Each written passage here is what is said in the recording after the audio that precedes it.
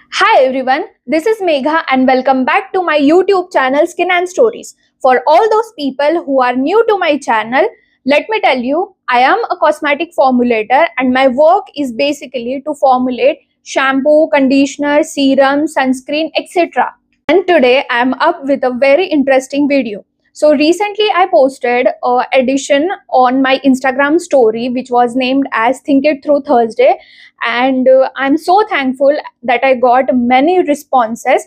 So yes, I'll be covering those responses in today's video. So there are many questions and I hope that the answer for these questions will help you to figure it out, the products and the products for your skincare. And if you are looking anything as your educational journey, I hope it will help you in that too. So if you guys are not following my Instagram handle Skin and Stories, please do it, as the next question I'll be answering, it will be yours. Without any further delay, let's start the video. So yes, let's move towards the first question. So the question is, what's the most common mistake beginners make while formulating the skincare product? So honestly, I think when a beginner formulates a skincare product, that person thinks adding too much of actives will make the product work more beneficial and work in a multifunctional way.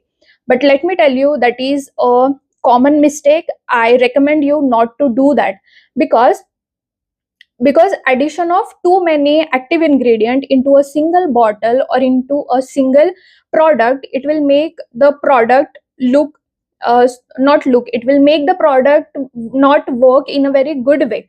The reason is, whenever you are adding much of actives, for example, if you are adding niacinamide along with peptide, ceramide, hydrating agent, and natural extracts, the chemistry won't work together in a very good way. So my only recommendation for you guys is, do not chase much actives in a bottle, rather go for a single or a double active, as in two actives together, so that the product which you are making will work in a very good way on human skin. It will be beneficial and it will definitely show results.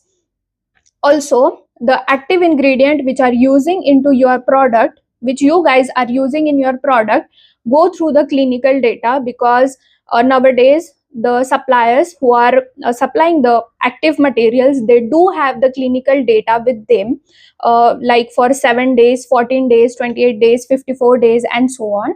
So you could go through it, choose a single ingredient, and yeah, I think that will work magic. So yes, that's my answer for it.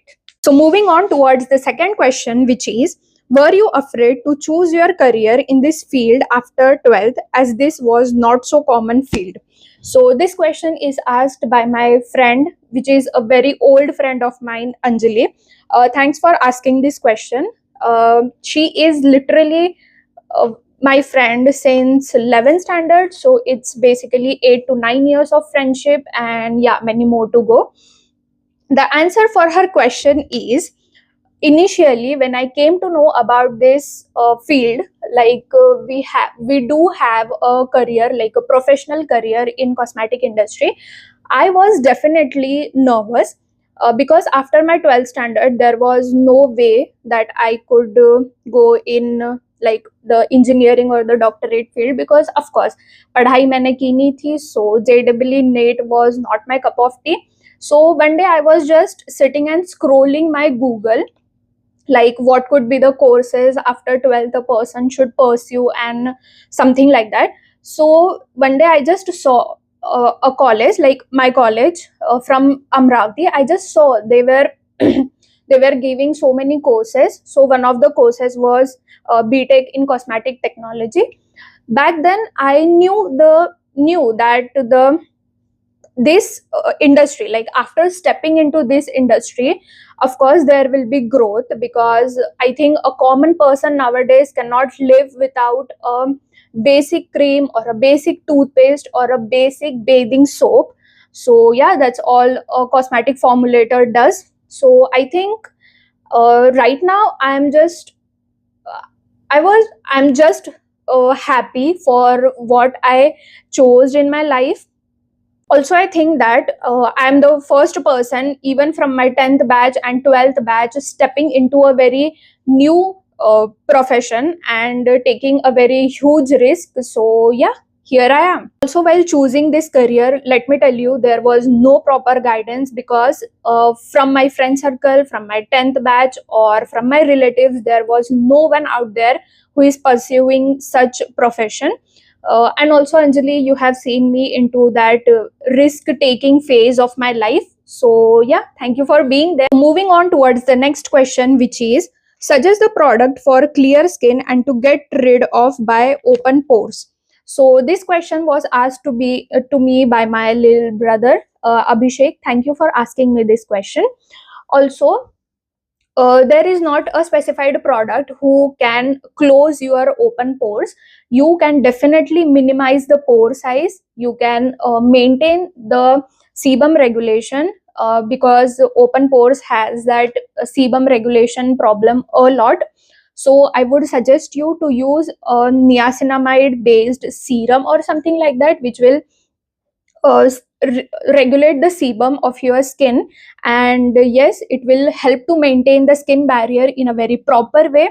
That was first, like you can use the niacinamide. Second is, you can use mild exfoliating agents like AHA, BHA, and uh, AHA, BHA, and PHA. Okay, so AHA are basically alpha hydroxy acids, BHA beta hydroxy acids, and PHA polyhydroxy acids, which works way better in gentle exfoliation. So yes, it will uh, continuously exfoliate your skin, and in a very mild way, like they are not usually harsh on skin. So yeah, that is the second one which you can possibly try to inculcate in your day to day life. So moving on towards the next and most interesting question, what are your favorite multifunctional ingredient in our industry, for cost and performance wise? So my most favorite cosmetic ingredient that I use in my skincare a lot, and I have seen it works so well on human skin and gives result in a very specified period. So yeah, I would say I like to work with niacinamide. Like, it is a very basic product, but everybody out there knows that it works so well. Next is, I nowadays I use with tranexamic acid a lot. So yes, that's my favorite ingredient. Next is, many people claim on their product that their product is silicone free, but like, personally, I love using silicone in my product, because the result which a silicone based shampoo or a silicone based conditioner gives, I think no other ingredient into the market gives the same feel as silicone does. Also, nowadays I'm very intrigued to use ingredients like arc oils, which is anti-graying ingredient. Like, we can use that arc oils in our hair serum to reverse hair graying. That I'm very interested to work with, and already the Thriveco brand is using that ingredient. Next is, I would say, PDRN, which is polydiribonucleic acid, which is a basically ingredient coming from fish. So yes, it's like I'm very interested to use with that also. There are many peptides which do work in a very great way. Like, we have acetyl hexapeptide, we have palmitoyl tripeptide 1, palmitoyl tetrapeptide 7, and the most intrigued one is copper peptide 1, working in a very good way. Like, those are fantastic ingredients.